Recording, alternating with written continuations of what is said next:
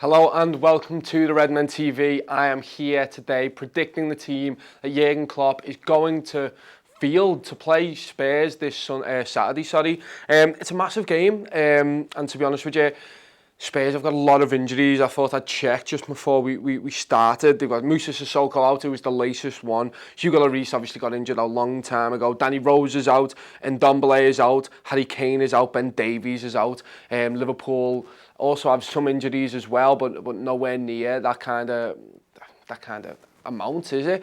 It's going to be an interesting game away from home against Spurs. It's going to be a tough game regardless of them injuries, but I think we've got to factor in that into our team selection anyway. So we'll move over to the board right now. Hey, here we go. So I'm going to kick it off. We always kick it off with the goalkeeper. So Alisson Becker starting goal for me, I think. I mean, Adrian got his game the other day against Everton. Alisson comes straight back in. It's the Premier League. I think Andrew Robertson comes in. First choice back line, to be honest with you. The strongest that we can go for, and that's going to be a running theme throughout today's show, is it's going to be a strong team. And look, the whole team has had a break, hasn't it? And we need to use that break in terms of just going, right, we can go full strength. There's a reason why we rested so many players, and it's because we've got Spurs now, we've got United the week after. So I think Jordan Henderson comes back in there. I think Gini Wijnaldum comes back in there. And this is the contentious one, so I want to know in the comments everyone's thoughts on this. Because I think Henderson and Gini are nailed on.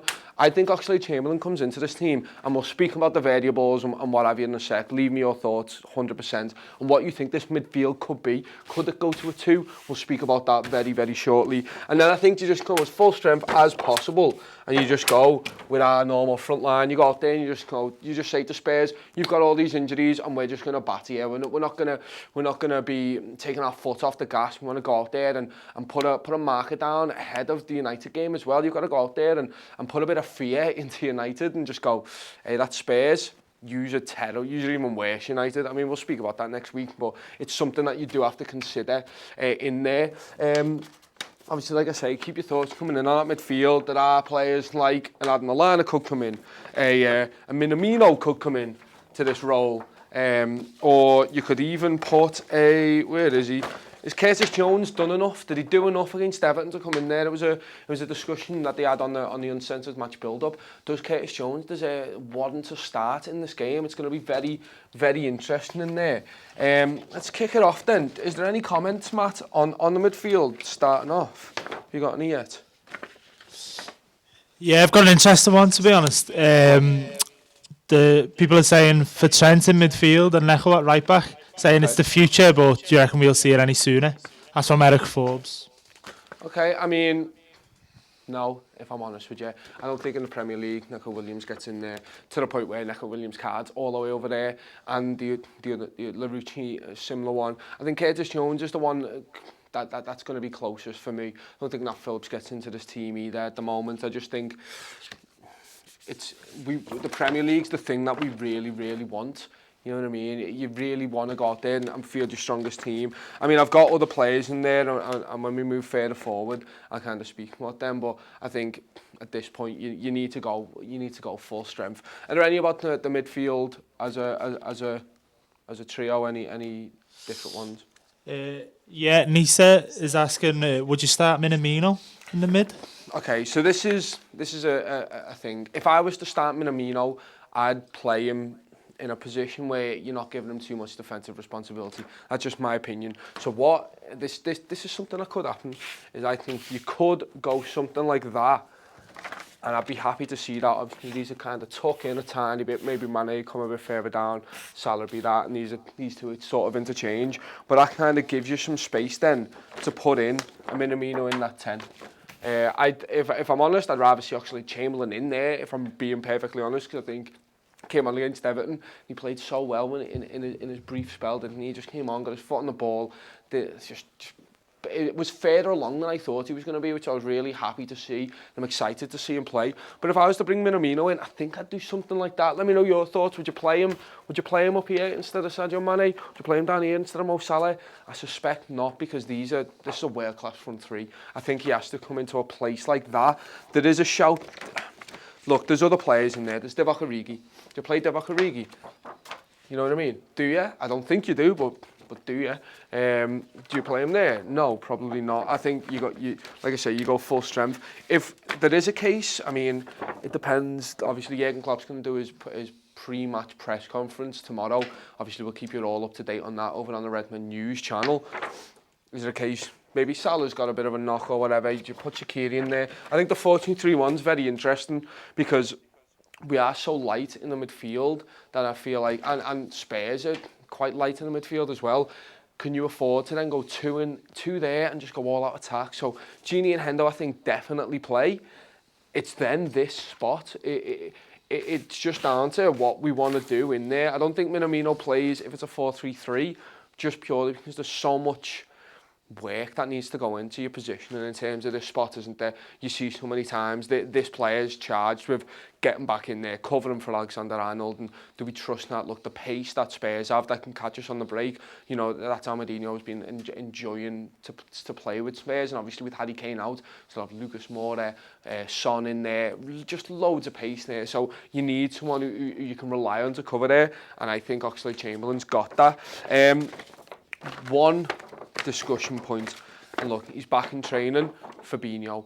Do you risk him? I'm expecting him to probably be on the bench for this game, but if Fabinho comes back in, do you play him straight away? I'll take your thoughts in a sec, Matt, if you can get some of them comments for later on, but would you do something like that and rush Fabinho back in for this game?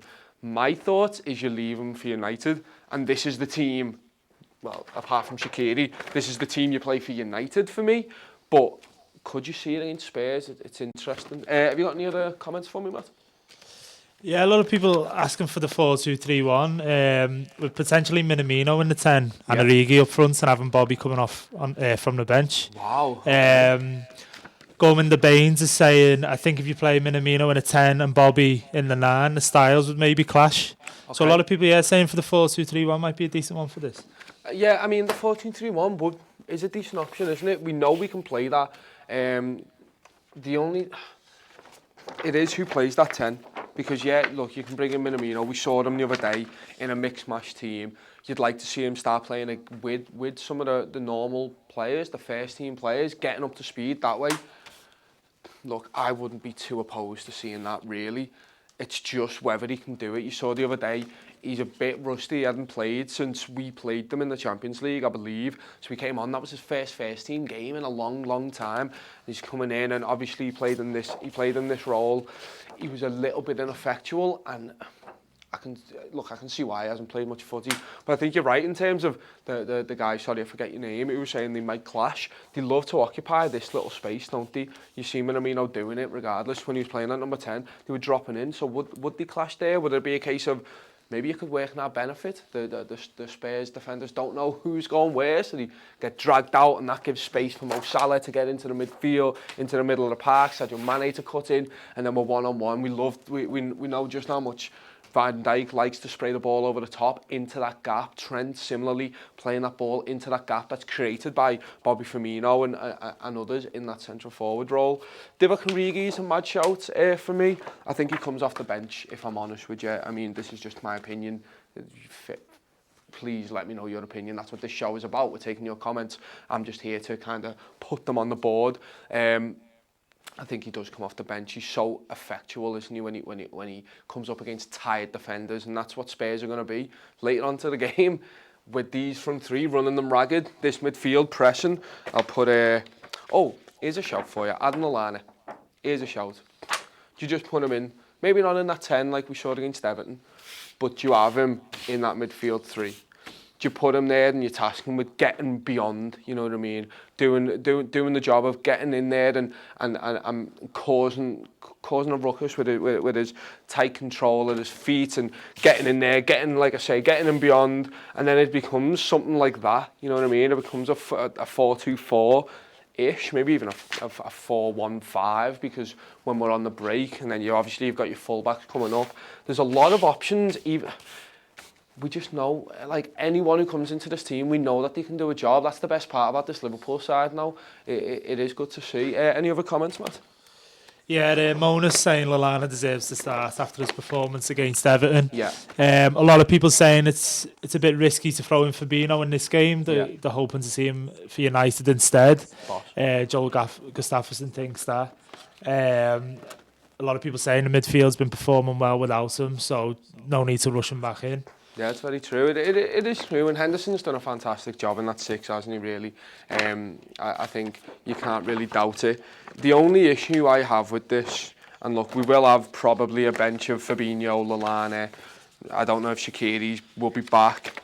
We will have some cover off the bench, but I miss James Milner. It's not even been a game, but I miss him probably not being on the bench. Naby Keita there to be an attacking driving force. Yes, you've got Adam Lallana off the bench, who is good. You've got Fabinho to bring on. Look, if we're winning the game like 4-0, you may as well bring him on. Shaqiri, I don't think he's close enough. Maybe it is a case, it gets to the very end, then you bring on your Minamino. One player I really wanted to speak about is Elliott as well. He's been having a few little opportunities even there towards the end of the game. I know Mo Salah won't want to come off, but you just go, hey Mo, give Elliott a go, lad. Let him run round against Spurs away. Why not? If we're doing that well. Go on, one more please, Matt. Rob D just says we should play as strong as team as possible. Most of the boys haven't been rested since the Sheffield United game, so should be raring to go against Spurs. Yeah. Johnny Walker, saying very tough game. We need to get maximum points. Big fight ahead. We need our strongest team. Yeah, and that is it, isn't it? We rested for a reason, like I said at the top of the show. We want to see these players go out and demolish Spurs, if I'm honest with you. Look, going away from home, we know Anfield's a fortress, but you want to keep that we scare teams, don't we? We really do scare teams, and you've got to go out there and show people that no matter where we're playing, whether it's home, whether it's away, we have a world-class team. This is a team that is capable of beating anyone in world football, in my opinion. Look at it, you've got a stable back four, the best back line in the Premier League last season, I believe. You've got two fantastic, creative fullbacks. You've got two of the best centre-halves in the Premier League at the moment, aren't they? I mean, Joe Gomez has been fantastic. Alisson's back in because why not? He's fantastic. You've got a midfield that's going to do all the pressing. Henderson's been fantastic. He'll be there. He'll break the lines if he needs to. What will probably happen is we'll push all the way up. And if you haven't watched Chris's stats and tactics, he just shows just how good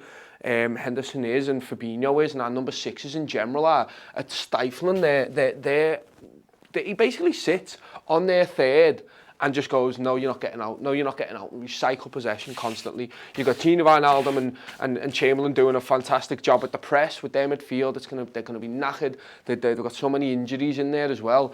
And you just think you've got that attacking impetus from Chamberlain. You've got that attacking impetus from Wijnaldum. You've got that coming in. And then you've got this. Sadio Mane has just been voted African Player of the Year. Fantastic. Probably Firmino, we know his talent. I know he's been off the boil a little bit, but just he's fantastic. Even when he's off the boil, he's doing little touches that no other player can really do in the Premier League. You got Mo Salah, who just, when he wants to turn up, he just turns it on, and just nothing you can do to stop him. This team is capable of beating anyone, so why not an injury-ridden Spurs away from home, in my opinion, and then go ahead and play this exact same team against Man United and just keep rolling on, keep getting the wins, keep staying at the top of the Premier League. It's going to be an exciting game, and one I can't wait to see Liverpool play their full-strength team again. It's been too many days, and it's not even been that many. If you want to find out more about this game, we obviously did a build-up on the YouTube channel, on this YouTube channel, in fact, so go over there, watch that, and inside of that, there's a clip where Chris sat down with Flav from The Fighting Cock, a Spurs fan channel, fan podcast, when they basically sit down and talk about, from a Spurs fan perspective, on this game, and seeing what he believes they're going to line up like, how he believes Mourinho's done so far, and what he thinks the future is for Spurs. Really interesting, actually, to find out from their perspective. So go over to the Redmen TV and watch that. Leave a like on the video. Let me know all of your thoughts on what I've said today. Leave me your team lineup that you want to see. And why not leave me your score predictions in the comments? I'm going to say, because I wasn't on the build-up, so I'm going to say we're going to beat them by, let's say a nice little 3-0. We're going to keep a clean sheet with this back line again. We're going to stifle them. We're going to do what we did to Arsenal earlier on this season, I think, and just pin them right back into their third. That's my opinion. Let me know yours in the comments below.